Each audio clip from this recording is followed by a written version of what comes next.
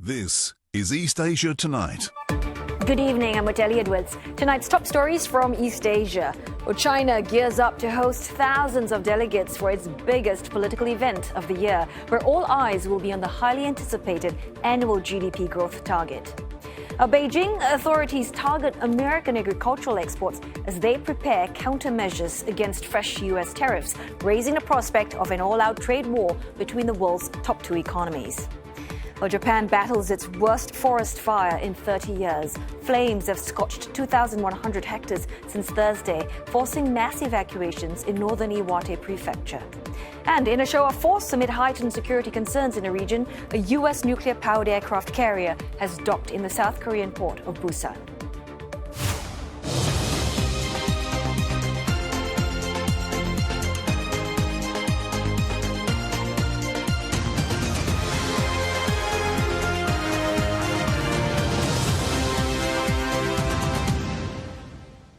Also in East Asia tonight, a harrowing tale of escape from a notorious scam center on the Thai-Myanmar border. A survivor tells CNA about the 6 months he spent while trapped. And see how Chinese tech companies are coming up with new tools, including those utilizing AI to combat increasingly sophisticated scam attempts.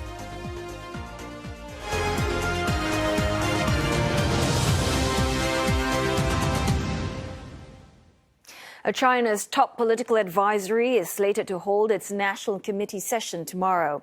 Every year, the Chinese People's Political Consultative Conference, or CPPCC for short, holds annual sessions where its members advise on major national policies spanning politics, economics, and social issues.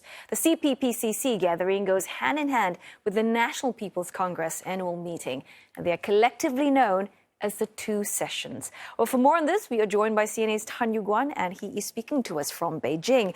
Yu-Guan, I believe officials held a news conference earlier today. They hinted at the main agenda to be discussed tomorrow. So fill us in on that, Yu-Guan. Well, there were some quick remarks from Liu Jie, followed by an hours-long Q&A session with reporters. There were quite a lot of reporters today. When we arrived, the queue already snaked around pretty much outside the Great Hall of the People, with crew and reporters alike braving single-digit temperatures in the hopes of securing a seat and as well as a spot for the cameras. It was actually quite crowded in the room. There were 12 questions posted by the media in all, with 2 from foreign reporters from Brazil and Azerbaijan. Many of the questions revolved around what the CPPCC did in the past year in trying to achieve goals set last year. Now, for the uninitiated, the Chinese People's Consultative Conference consists of representatives from various sectors, parties, and races. The delegates could be heads of scientific institutions or, distinguished members of their field. Now, Yao Ming, for example, the renowned basketballer, was a member. Jackie Chan, the Hong Kong action actor, for example, was once a delegate as well. What they bring to the table are really suggestions and achievements on how to achieve the broad directions set by the party leadership. Now, among the questions addressed was what the CPPCC did to promote sustained economic recovery and promote China's soft power, promote reforms, promote the country's efforts to open up and revitalize the rural economy, as well as promote talent cultivation, as well as advance the development of the Greater Bay Area. Now, what Mr. Liu gave in terms of answers were a laundry list of the ways that the delegates got on the ground to collect the reports, as well as to give suggestions. Of course, given China's drive for technological advancement and innovation, as well as the U.S. restrictions on Chinese tech sector, there was a question on how the CPPCC helped promote so-called new quality productive forces and innovation. This is what Mr. Liu has to say about that. 大家都看到一系列科技成果接连亮相，一项项黑科技闪亮登场，传统产业追质逐绿，智能装备加快普及。 Now, among the tech achievements he's referring to is, of course, the debut of DeepSeek V3 and R1, which shook the global AI sector for being powerful and cost-effective. The rise of a powerful local AI large language model has also made it possible for many Chinese industries as well as the state sector to adopt AI technology, because previously they couldn't, because that all-powerful open AI models were foreign, making adopting them a risky move for the private sector and an impossible one for the state sector given the security concerns. Oteli? So, Yuan, here in East Asia tonight, we're certainly going to be looking out very closely for the two sessions, or otherwise known as Liang Hui. So tell us some of the key figures and announcements that we should be keeping an eye on. Well, the one key figure to look out for is what China intends to set as its economic growth target this coming year. This year, China barely managed to achieve its growth target of 5% last year, and it only managed to do so thanks to a series of late stimulus, like the visa-free measures to boost tourism, the trade-in programs for all appliances, spurring growth essentially in the last quarter. Now, one of the things to look out for will be whether there will be other measures to boost weak domestic demand and consumption, and improvements in social welfare, which in itself is also key to boosting demand. Now, other than that, policies that support innovation in the high-tech sector would be keenly watched. The sessions will also address issues ranging from healthcare to education reform to amendments in laws governing the NPC itself, or the National People's Congress. Now, it's worth noting that the military delegation this year is very much downsized this year thanks to an anti-corruption drive that has purged some of the delegates from the two sessions. Now, this drive itself is announced in past Liang Hui, and so more such drive is also worth looking out for. While the NPC has the authority to announce personnel changes, such changes are unlikely to be announced in this year's session, given the focus will likely be squarely on spurring China's economic growth, long-term competitiveness in the tech sector, as well as social welfare measures to cope with the falling birth rates and an aging society. Oteli? Right, thanks so very much for that report. CNA's Tan Yuguan live in Beijing. Now, ahead of the two sessions, China's National Development and Reform Commission said that nearly all of the 102 major infrastructure works listed in its 14th five-year plan have been completed, and these were designed to boost the country's economy from 2021 to 2025. 国家已统筹安排中央政府投资约 1.6万亿元，支持102项重大工程建设，加强用地、用海、环评等资源要素保障，确保今年年底实现“十四五”规划102项重大工程圆满收官。 One such project is an expressway linking Xinjiang's Urumqi city to Yuli County, tunneling through mountains to cut travel time by half, down to about 3 hours. The local government says the highway will boost connectivity between northern and southern Xinjiang and help further open up the core region on the Silk Road economic belt to Eurasian countries.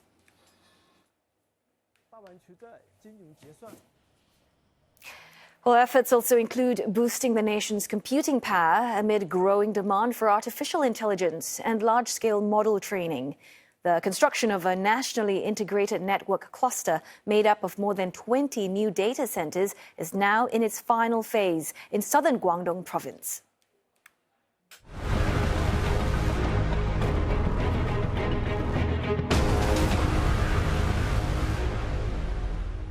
Japan's biggest forest fire in 3 decades has burned through 2,100 hectares since Thursday, tearing through the northern Iwate region. The fire has forced evacuations, with 4,600 residents under advisory. One person has died. Some 300 more personnel have been deployed to fight the blaze, taking the total to more than 2,000 firefighters from 14 regions, including Tokyo. They are aided by 16 helicopters, including military aircraft. Local officials say at least 84 buildings have been damaged, though assessments are still ongoing. Japanese Prime Minister Shigeru Ishiba, meantime, has vowed that his government will take all possible measures to ensure that people's homes are safe from the flames. About 2,000 people have left the area to shelter with friends or relatives, while more than 1,200 have relocated to evacuation centers. Dry weather and strong winds have been blamed for the wildfire spread. Well, it's a weekend of two extremes in eastern China, with residents of one northern province sheltering from massive blizzards, while they're further south along the coast. Many were enjoying the hottest start of March on record. Well, blizzards swept across province of Shandong yesterday, with snowfall of up to 13 centimeters in some areas. That's according to state-run media Global Times. City authorities issued red alerts for road ice and blizzard dangers, while several districts cancelled classes from Monday. Well, travel was also disrupted with delays on multiple high-speed rail lines through the province. But some 600 kilometers away, residents in finance hub Shanghai enjoyed a weekend of unseasonably warm weather. Global Times earlier reported that the city had its hottest start to the month in more than 150 years on Saturday, only for that record to be broken again when temperatures rose to 28.5 degrees Celsius on Sunday. Dozens of ferry services and flights have been cancelled in South Korea amid a heavy snow warning in the country. Up to 50 centimeters of snow are forecast to fall in Gangwon province, while heavy snows are also expected to hit 3 other provinces. 77 ferry services have already been halted, while at least 2 flights at Gimpo International Airport in Seoul are grounded. A dozen national parks in the region remain shut. Now, the Korea Meteorological Administration yesterday warned of intense weather patterns affecting the region, reminding residents to stay alert for hazardous road conditions. American nuclear-powered aircraft carrier USS Carl Vinson, along with its strike group, have docked at the Busan port in what is seen as a show of force. Seoul says that the visit is to showcase the solid U.S.-South Korean military alliance and to boost the interoperability of the allies' combined assets. The visit comes amid heightened regional security concerns. Our presence in the region is not in response to any one particular country. It is about us operating with allies and partners in the region in support of a free and open Indo-Pacific with the opportunity to sail and fly anywhere that international law allows so that everyone else can too. It's the first time since June that a U.S. aircraft carrier has made an appearance in South Korea. Neighboring North Korea regards such temporary deployments as a major security threat and has in the past reacted with missile tests. Our time now for a short break, but coming up next on East Asia Tonight, listings in Hong Kong mark a remarkable start to 2025, with shares of China's largest bubble tea and drinks chain, Mixue, jumping more than 47% in their debut. Singapore's law minister outlined specifics of the probe of a service fraud case that's highlighted the role of middlemen in funneling high-end semiconductors in the bid to sidestep U.S. sanctions.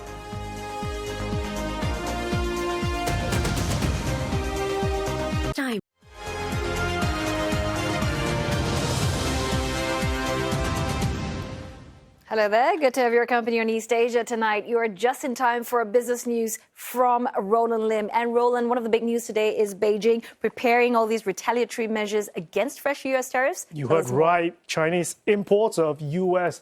farm goods may be targeted this time in its response to tariffs from the Trump administration. Now, that's according to a report in China's state-backed Global Times newspaper, raising the stakes in an escalating trade war between the world's top 2 economies. The report, citing an anonymous source, says that China is preparing relevant countermeasures, which will likely include both tariffs and a series of non-tariff measures. Now, that's as U.S. President Trump is imposing fresh levies on Chinese goods starting tomorrow, on top of the 10% import tax that he issued in February.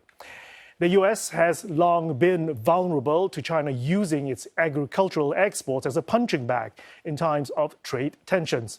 China remains the biggest market for American agricultural products, despite a decline in imports since 2018. That was when Beijing slapped tariffs of up to 25% on soybeans, beef, pork, wheat, corn, and sorghum in retaliation for duties on Chinese goods imposed by Trump. China brought more than $29 billion worth of U.S. agricultural products in 2024, and that's a 14% drop from a year earlier. Trump's announcement left Beijing with less than a week to come up with countermeasures or to strike a deal. Analysts say Beijing still hopes to negotiate a truce with the Trump administration, but with no signs of any trade talks yet, the prospects of an agreement is fading.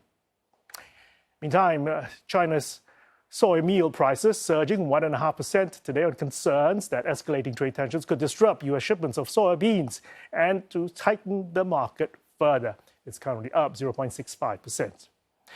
Turning to currency markets, offshore yuan CNH is trading at a near 3-week low against the greenback.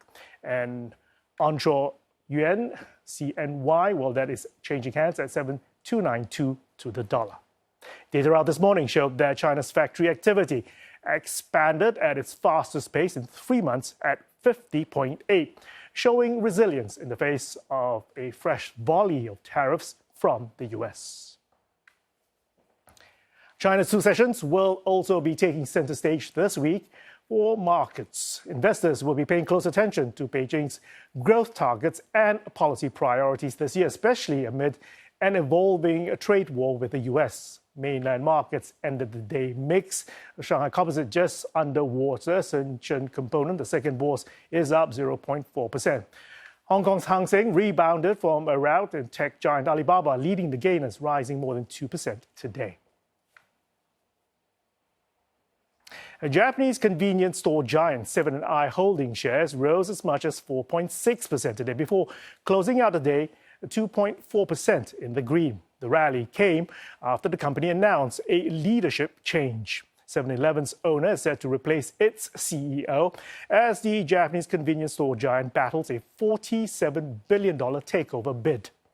According to multiple media reports, incumbent CEO Ruichi Isaka will assume the role of special advisor to the president. Now, he's widely known to steer 7&i's focus towards the convenience store business. He also led the acquisition of U.S. convenience store chain Speedway for $21 billion back in 2021. Succeeding Mr. Isaka would be Stephen Hayes Dacus, who currently serves as the lead independent director. Now, Mr. Dacus' appointment makes him the first non-Japanese president of the retail group. He is expected to be the driving force in advancing the company's global strategy. 7&i is looking for further expansion. As of now, it operates around 85,000 7-Eleven convenience stores worldwide. Under this new leadership, 7&i aims to accelerate the growth strategy for the convenience store business on its own and to counter Alimentation Couche-Tard's takeover bid. The new strategy also follows the retailer's founding family's failed attempt last week to secure financing for a $58 billion management buyout. China's largest bubble tea chain, Mixue, is off to a robust start in its trading debut, jumping as much as 47% at one point. The shares rose as high as 298 Hong Kong dollars after opening at $262 each. Now, the stellar start reinforces hopes for a strong year in new equity issuances by Chinese companies in Hong Kong. CNA's Mei Wong with this report.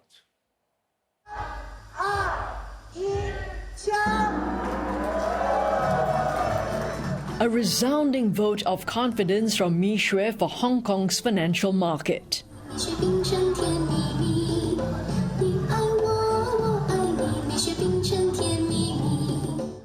The Chinese beverage company saw its profits grow 42% to $481 million in the first 9 months of last year, from $343 million during the same period in 2023. In its prospectus, the company said it sold about 9 billion cups of drinks through its store network last year. Founded in 1997, it has since grown to more than 46,000 stores across China and in 11 other countries such as Indonesia and Vietnam. It says its drinks are typically priced around $1. With the company's expanding footprint, who better to represent Mixue than the familiar mascot as its stock code 2097 went on the main board. 上市只是一个新的起点。2097也绝不是终点，我们会继续努力，将爱与甜蜜洒向世界，让创业精神薪火相传。According to the company's prospectus, it wants to use the money raised to expand its production capacity in China, such as building new facilities and upgrading existing ones. It also plans to advance its business processes through digitalization. Mixue managed to list the company in a sweet spot, which means that the Chinese asset sentiment has improved over the past few months because of DeepSeek and all this tech-driven rally. But it really depends on how the business really go. And there is, from a macro level, this drive about these stronger policies from the government in supporting the general consumption. But on the other hand, we also cannot forget that bubble tea is a really highly replaceable industry that is highly competitive. Over the last 2 years, Hong Kong's capital market has been affected by global geopolitical tensions and economic uncertainties. But this year, according to accounting firm PwC, it expects IPO fundraising in Hong Kong to reach up to 160 billion Hong Kong dollars or 21 billion US dollars. Market watchers believe the Mixue trade kicking off this new year is just the start of more Hong Kong IPO activities, especially among mainland enterprises. First, because of the tighter domestic regulatory environment, Chinese firms will need to find other venues if they want to raise funds through equities. And second, a lot of Chinese companies are facing the challenge of the domestic deflation and growth pressures, so they would want to go overseas. So if they want to expand in the overseas market and get liquidity, Hong Kong would be the best choice. Last year, Hong Kong saw more than 70 new listings, raising 11 billion US dollars. Now that amount is almost double that seen in 2023. That growth also helped to put Hong Kong in the 4th place in the global IPO market. This year alone, another 100 companies are waiting to list here in the city. Hong Kong authorities believe this is a sign of increasing confidence in the city's financial prospects. May Wong, CNA, Hong Kong. Now, Singapore says a recent case involving 3 men and the alleged movement of NVIDIA chips is not linked to a U.S. investigation into how the technology is finding its way to China.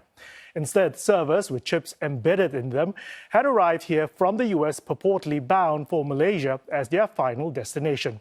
Now, giving these details to reporters, Home Affairs Minister K. Shanmugam says the authorities had acted after receiving an anonymous tip-off, leading to an independent investigation. The servers may have been intended for some other country, even though from Singapore they went to Malaysia. And if there were false representations within Singapore about final destination, that's an offense under Singapore laws. Singapore authorities have asked their counterparts in Malaysia and the U.S. for more information given the transnational nature of the case. Mr. Shanmugam says Singapore has told the U.S. that it will work with it if the servers did contain export-controlled items.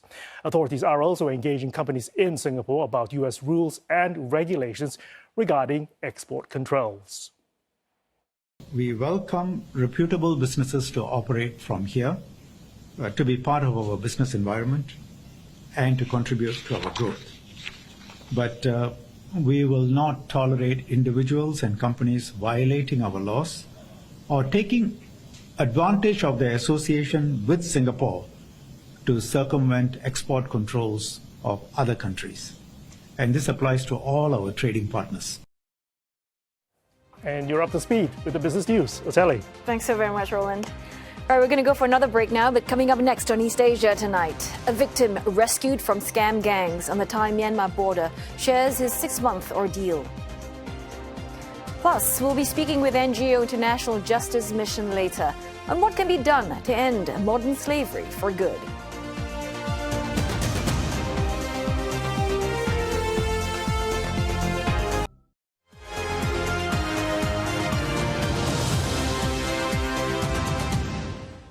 This is East Asia tonight, and here are the headlines we're following. China gears up to host thousands of delegates for its biggest political event of the year, where all eyes will be on the highly anticipated annual GDP growth target. Beijing authorities target American agricultural exports as they prepare countermeasures against fresh U.S. tariffs, raising the prospect of an all-out trade war between the world's top two economies.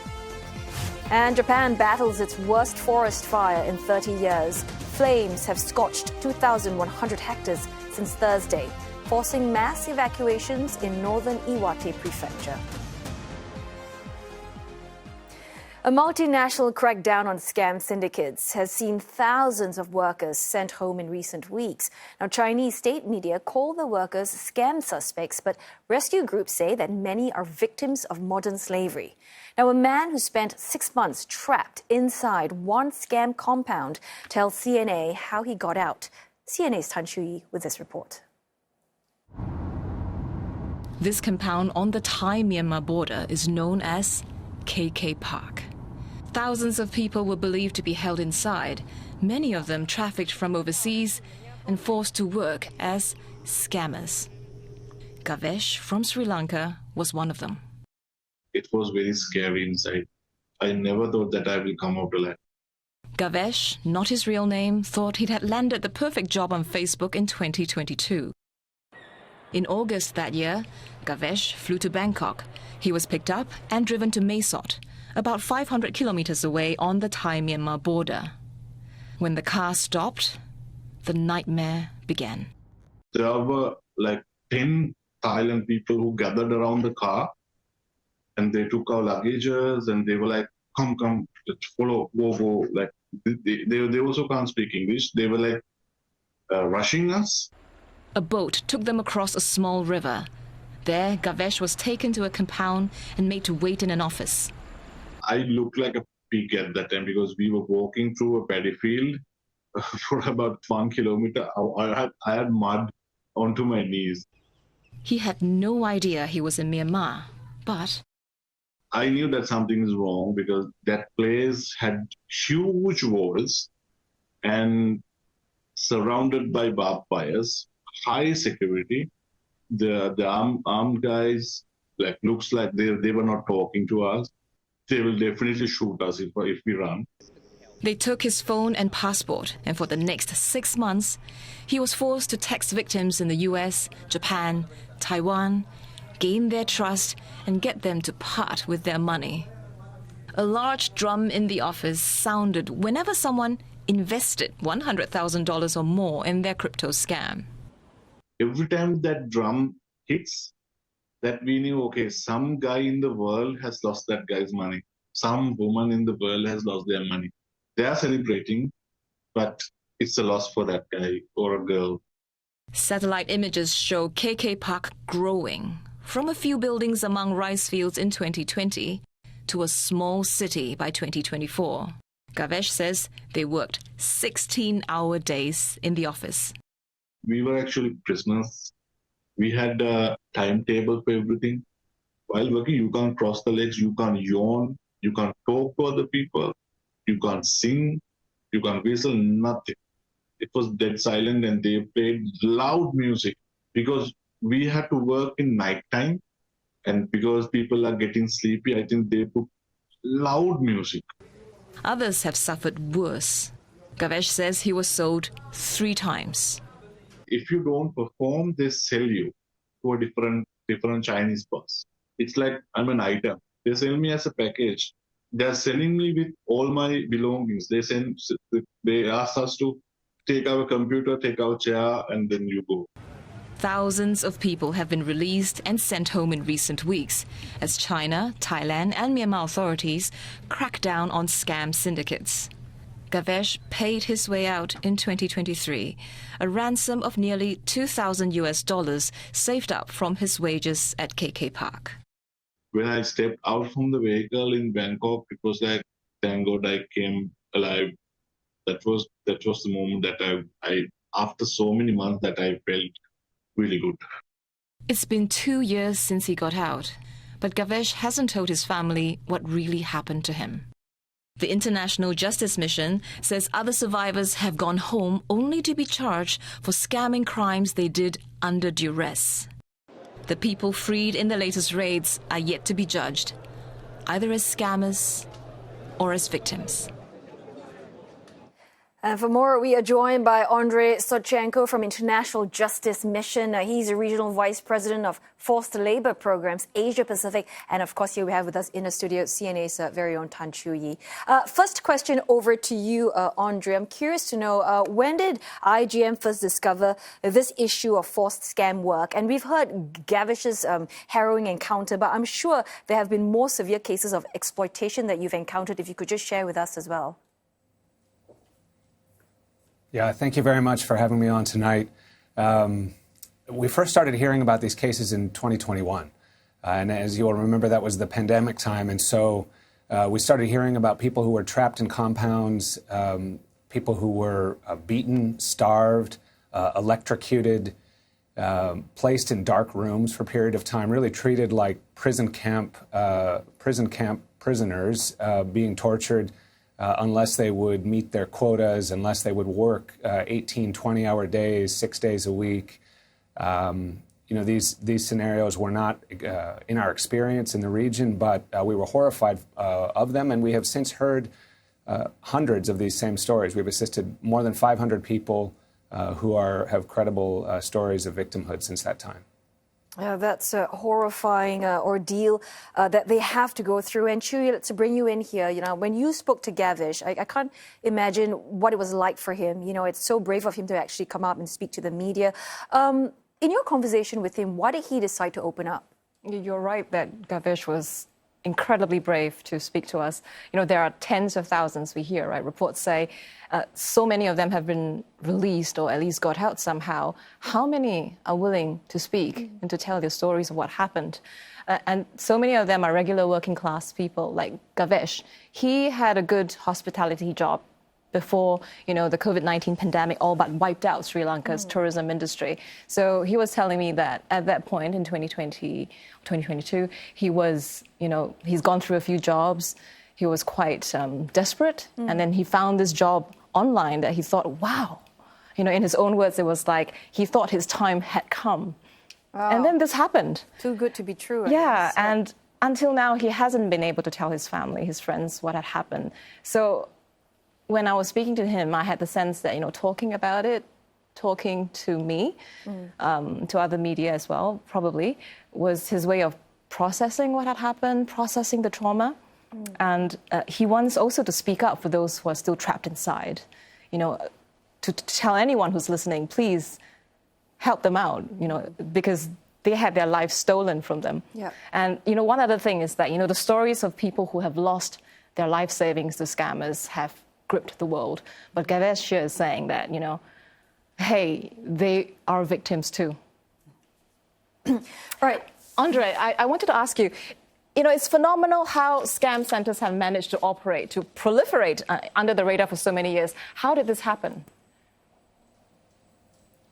It's shocking, but it also says something about the strategic mind of those who are operating these scam centers. These are transnational organized crime groups who have picked places to operate where they know that they can get away with these crimes at scale. They are operating ridiculously profitable enterprises, but also very illegal, scamming billions of dollars from people all over the world and doing it with an army of modern slaves. And so they've picked places within the region, maybe conflict areas like what we see in Myanmar, or special economic zones like what we see in some of the other countries in the region, where laws are not effectively enforced on a consistent basis. And so they have chosen those places precisely because laws will not be enforced on a regular basis, and that is how they are proliferating and getting away with their crimes up until now. So, Andrei, we know that thousands of scam victims have been released, but there are probably a lot more. I mean, first up, do we know how many are still trapped? And this army of modern slaves that you're talking about, I mean, what sort of rescue efforts, are out there or underway to help them, those who are still trapped?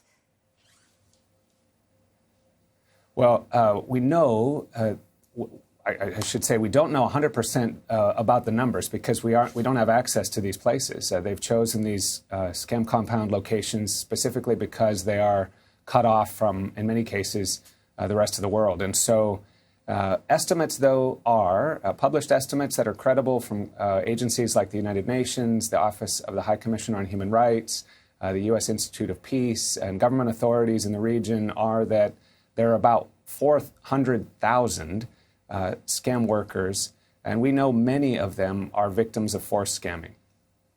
So that includes massive operations in Myanmar, in Laos, in Cambodia, and in the Philippines. Those 400,000 number were from 2024. 400,000 workers that still need to be rescued. That is a staggering number. It's just can't quite wrap my head around it. But Chewie, let's just, in your conversation with Gavesh, I'm trying to understand, how these people are so-called kidnapped, right, to these compounds with the barbed wires. But the idea of trying to scam others, right? Firstly, I would imagine that it doesn't come quite naturally to a lot of us. So what was Gavash's experience like, being told to okay, now I want you to try and get as much money out of these strangers, people that you don't even know? Yeah, absolutely. When I talked to Gavesh, I saw this eloquent gentleman forced to become a love scammer, something that he would never in normal life have imagined. But the thing is, they simply did not have a choice. They had access to internet, to social media, but every single message, all their online activity, he told me, was logged and checked by the bosses every day. So it was all very systematic, and they had a playbook that they had to use. So Gavesh's first job was to troll through Facebook to find an attractive profile with pictures to steal, create a fake profile from that, and then, find a victim, send the victim messages, strike up a real relationship, boyfriend, girlfriend, the rest goes on. And interestingly, Gavesh tells me he actually never managed to scam anyone successfully. No one. And that is why in your story earlier, he was being sold, right? He kept being sold to all these other, guys at the scam centers, yeah, right? The underperformers get sold, correct. he says. So he talked about some very successful colleagues who managed to get people to invest thousands of dollars. And that's when the bell rings, like whenever, was it $100,000? A drum. They managed to scam? A drum it was. It sounds like, in a Japanese restaurant. Yeah. But yeah, he believed in karma, he said. That's why he could never bring himself to do it. So which I can't even begin to imagine the psychological impact that they have on all these survivors, right? Yeah, and that's what I wanted to ask you about, Andre. It's not hard to see the psychological toll that, Gavesh's experience has had on him. What have you seen in other survivors? Well, certainly we see from the hundreds that we've spoken to, first of all, what's in the mind of people is that they need to rebuild their lives, and many times they need to address financial burdens that are now on their families because in many cases, people paid money to get these jobs, thinking they were great jobs. And then sometimes their family members had to chip in a lot of money for ransoms to get them out. So their families are a net way negative coming out of this circumstance. And so their first priority is to figure out a way to start paying some of that back.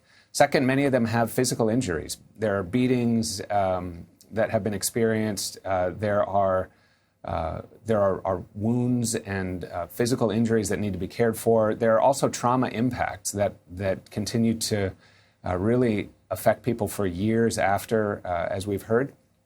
But I think what's actually more amazing, we would expect all of that, but what's more amazing is that people like Gavesh and others like him have risen up to speak out against this crime. And honestly, one of the ways that this crime has become known, and one of the reasons that there is now an international, that there is a heavy international effort against this crime, is the voices of survivors who have spoken out in compelling ways, which I think is just courageous and amazing. And so we really salute Gavesh and want to put him and other survivors in the driver's seat of battling this modern slavery.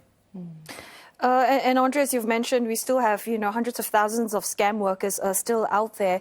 What sort of additional measures do you hope to see, governments in the region, take to support and protect these victims of scam operations? Yeah, thank you. Great question. Well, we know today there are somewhere around 7,000, or at least we hear reports that are somewhere around 7,000 former scam workers who are stranded inside Myanmar, not able to return yet to Thailand. So the first thing is to get people out of scam centers and then back to safety. The second thing is victim identification and screening, real thorough screening that would take into account all that's happened to victims. We know that if victims are not identified as victims, some of them may actually be prosecuted for committing crimes they were forced to do. So thorough victim screening is really, really important. The next one is, and importantly, I think bringing some level of accountability to bear on scam groups, disruption to the industry. And I think that is exceedingly important because up till now, this crime has been growing so fast because it is just money without cost. And so it's very important that accountability by all kinds of means, criminal justice processes, but also international cooperation relating to sanctions, relating to disruption of the industry by denying critical infrastructure, like what we saw in Thailand recently, of shutting off electricity and internet and fuel used by these scam compounds.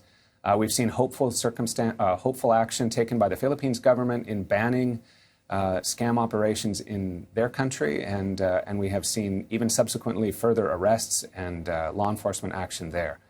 So I think all of this done country by country, but also with law enforcement cooperation between countries. All of these steps are critically important. And I guess last I'd say, relating to private sector action, we know that social media companies, banks, even telecommunications companies are having scams at large committed on their platforms. And so we really think there's more that can be done by the private sector to detect where scams are happening on their platforms and to take aggressive action to identify and shut those down. Well, thanks so very much for speaking to us on the Scam Center crackdown. Andrea Sochenko from International Justice Mission. And that is a very important story that you've just done. Thank you so very much, CNA's Tan Chiu Yi. And we have more coverage on fraud coming up on East Asia tonight. Fighting fire with fire. How Chinese tech firms are deploying anti-scam tools that use AI to counter deepfakes.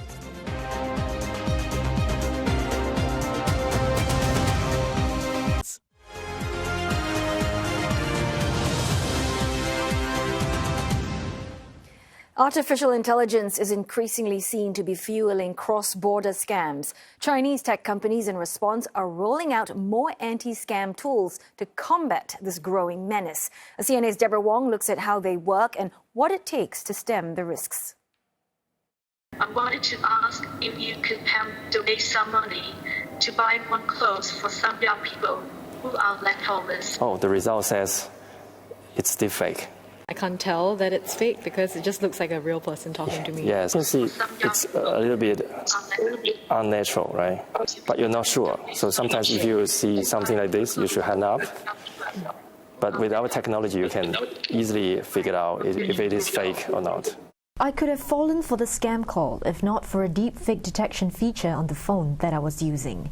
Chinese smartphone maker Honor launched a feature across their Magic 7 series in China last October. It will roll out globally by the end of April. During a test, I was shown how the detection works and the tech behind it. First of all, you need to give the permission to the phone to do the deepfake detective. Oh, so Fred is coming. So you can pick up. So we can start the detection here. There will be a magic capsule pop up, and it's detecting now. Oh, it seems like Fred is real. So no face swap risk is detected. I am indeed. Since the launch, the feature has been used about 100 times a week on average. Mr. Bai says that's an 85% accuracy rate, so users must still be vigilant. R&D team has prepared a substantial big data set, including millions of videos and images, to train our on-device AI model. But overall, I think it's very difficult for normal people to recognize these things. So that's why we need good AI technology against those bad ones. China released new measures to crack down on cyber fraud and related crimes last year, fueling the push for more homegrown AI detectors. Some of these companies, like Ant Group's Zolos, which provides identity verification services, have tapped into overseas markets, serving clients like Lazada, Dana, and Gcash.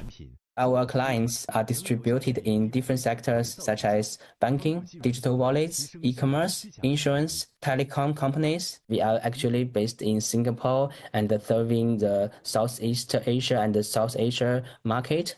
We have tried a lot of ways to improve the security level and to improve the user experience in the respective markets. Zolos processes over 20,000 attack and defense evaluations in their labs each month to refine their products. In the long run, I think it's essential to perform AI governance to generative content. Certain industry standards should be established to manifest the authenticity of the online contents. The proliferation of AI voice and image-generated apps in recent years has alarmed regulators, who have pledged to step up supervision of AI-generated video and audio content across media platforms. Love it or hate it, AI is here to stay. And as the tech evolves, so do the people who exploit it. The economic impact of AI-powered fraud is substantial. It's increasing from 3 trillion in 2015 to 10 trillion this year. AI-related fraud is going to increase. It's something that needs international cooperation and very specific advanced technologies. What we need is global programs in countries that deal and prevent these attacks, providing grants, providing consulting, company, private sector level, strengthen the capacity of the staff, establish a set of standards. Deborah Wong, CNA, Shenzhen. Japan says that national security is the main reason why officials are not attending a UN conference, even as an observer on a treaty that's banning nuclear weapons. 現下の厳しい安全保障環境の下、国民の生命と財産、我が国の独立と平和を守り抜くためには、核による拡大抑止が不可欠であります。その中で、核抑止と相入れない核兵器禁止条約の締約国会合にオブザーバー参加すれば、我が国の核抑止政策について誤ったメッセージを与え、平和と安全の確保に支障をきたす恐れがあると考えたところでございます。Japan's decision back in February not to attend the summit has triggered strong criticism at home. Nihon Hidankyo, a Nobel laureate organization of Hiroshima and Nagasaki atomic bomb survivors, slammed officials at a public hearing last week. Its co-chair called the decision pathetic and disappointing. And that wraps up Monday's edition of East Asia Tonight. Don't forget your headlines anytime at cn8.asia and look us up on Facebook and YouTube. Thanks for watching.